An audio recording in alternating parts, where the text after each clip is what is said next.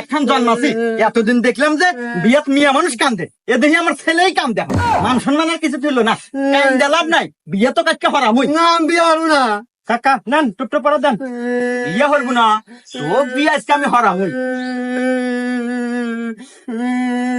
लेकिन एक सेकंड এ বাপু কি দেখো, জামাই না পালালো, দেও তো উঠ।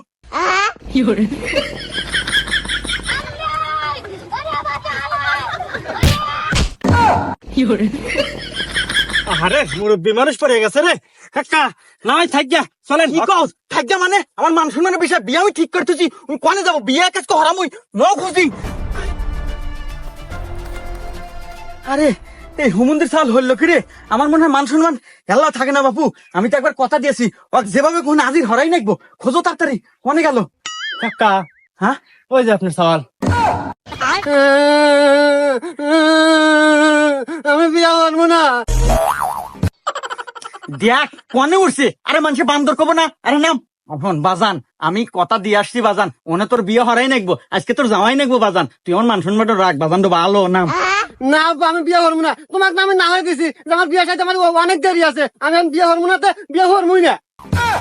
দেখো তো বাপু, এটা সাওয়াল জন্মাছি না চেয়ার জন্মাছি, এখন কি এত টুক সাওয়াল পাল বিয়ের নিকে পাগলা থাকে, আর অত বড় বুড়ো আমার দা বিয়ের ভাই গাছে উঠে বসে আছে। দেখো আব্বা তুমি যত কথাই কও, আমি বিয়ে হবো না মানে বিয়ে হবই না।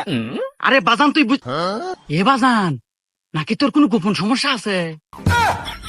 আব্বা এটা তুমি কি কও? এ বাজান থাকলি ক, সমস্যা কি? গোপন সমস্যার জন্য হারবাল আছে, দরকার তো খারবাল খিলাম।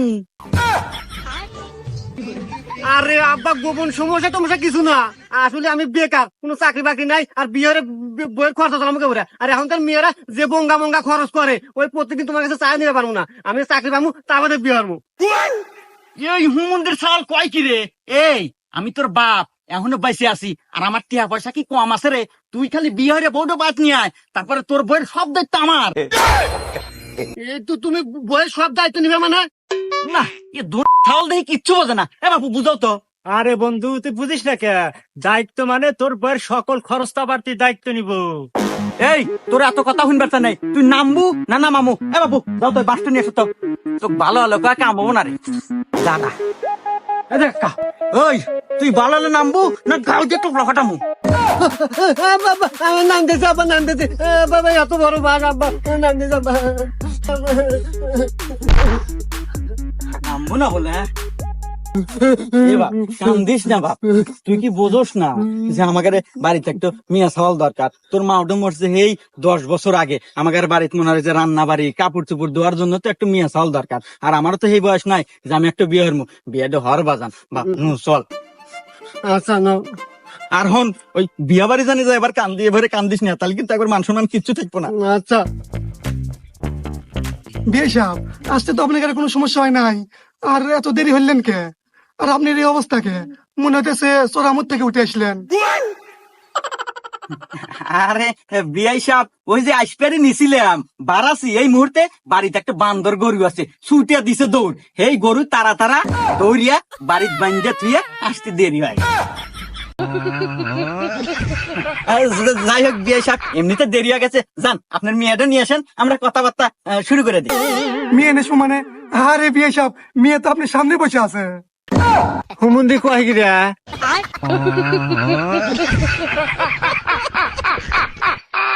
আব্বা এইটা মিয়া। এ বাজান আসলে এটা বিয়াই যেহেতু কইছে, তাহলে এইটাই মিয়া। এ বিয়াই মিয়ার এ ডিল কে? এ বিয়ে, আপনারা কোন যুগে বসবাস করেন? এটা ডিজিটাল যুগে ডিজিটাল মেয়ে। মেয়ে আমার ঢাকা থাকে, ইউনিভার্সিটির লেখাপড়া করে, ছেলেদের সাথে সবসময় টিকটক নিয়ে ব্যস্ত থাকে। এটা আমার ডিজে মেয়ে, এটা আপনাদের বুঝতে হবে। लेकिन एक सेकंड এ আব্বা মাইনে নিলাম এটা ডিজে মিয়া, কিন্তু মুহে দাড়ি কে? হ্যাঁ ও ওই যে বাজান ঢাকা শহরে ছেলেদের সাথে টিকটক নিয়ে ব্যস্ত থাকে না, ওই গসাত গসাত মনে হয় ওর উঠে গেছে, সমস্যা নাই, বাদ নিয়ে তো চাইছে নিশানি। না বা আমি দাঁড়িয়ে মিয়া বিয়ে হবো না। বাজান আসতে কি খুশ। আচ্ছা বিয়াই, হ্যাঁ তাহলে আমরা কথাবার্তা এখন আগে। হ্যাঁ কাকা ঠিকই কইছে, শুভ কামে দেরি করতে নাই, তাহলে তাই মিয়া কথাবার্তা শুরু করেন। হ্যাঁ বিআই সাহেব আপনার কাছে যদি কোনো দেনা পানা থাকে তাহলে কোন? আরে বিয়াই সাহেব, দেনা পানা ওটা পরের বিষয়, আমরা কি মিয়া কিছু জিজ্ঞাসাবাদ করি। আমার আগে ছেলেকে কিছু জিজ্ঞাসাবাদ করার আছে।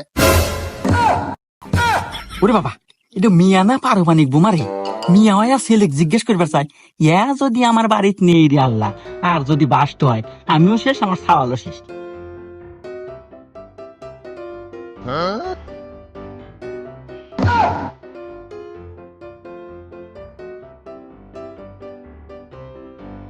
এ বিয়াই, এ মিয়া তো দেখতেছি বেদব, এ মিয়া মানুষ আর বিড়ি খাবো কে?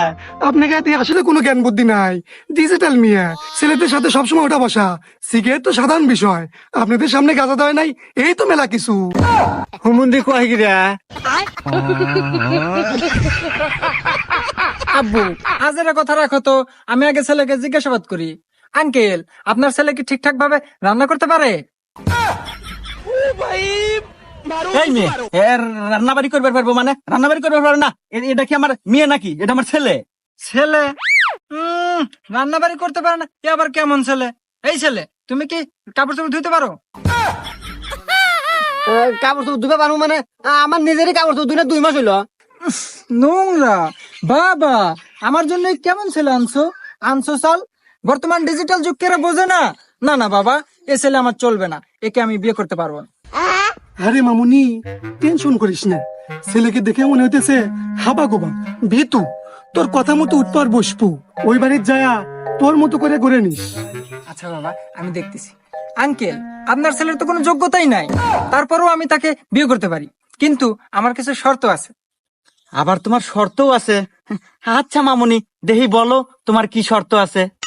1 নম্বর শর্ত, আপনার ছেলেকে রান্না বাড়া ঠিকঠাক ভাবে শিখতে হবে। শর্ত নাম্বার 2, আপনার ছেলেকে ভালোভাবে কাপড় চোপড় কাচা শিখতে হবে। আর জানেনই তো আমি টিকটক করি, আপনার ছেলেকে খুব ভালোভাবে ক্যামেরা ধরাটা শিখতে হবে।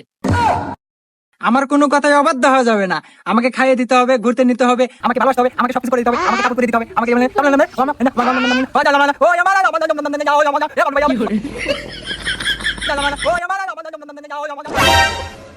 আমাকে প্রত্যেক সপ্তাহে শপিং করে দিতে হবে। এই ছিল আমার সামান্য কিছু শর্ত। বাবা, মামুনি, ওরা নাই, তোর এই সামান্য কয়েকটা শর্ত তারা সহ্য করতে পারে নাই, তাই তারা পালিয়ে গেছে। তাই মিয়া, জামাই যখন পলাইছে তাহলে থাকেন, আমিও যাই গিয়া। না থাকো, তোমার গোস্তুতে ভাবতে মানে। না আঙ্কেল, আমার পেট ভরাই আছে, থাকেন আমি যাই গিয়া।